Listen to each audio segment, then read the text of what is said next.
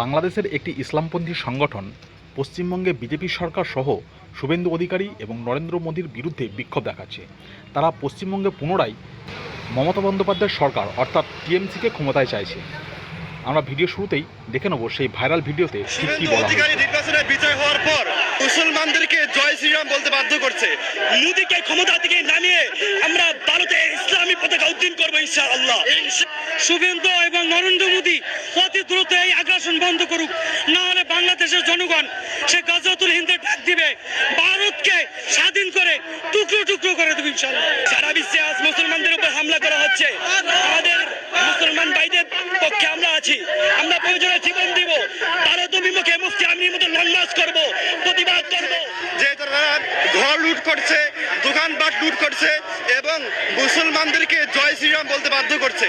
অর্থাৎ একটা রিপাবলিক এবং ডেমোক্রেটিক রাষ্ট্রের মধ্যে কিভাবে এই জঙ্গিবাদী মাদ্রাসারা দিয়ে উঠছে, আমরা এর সুষ্ঠু বিচার চাই।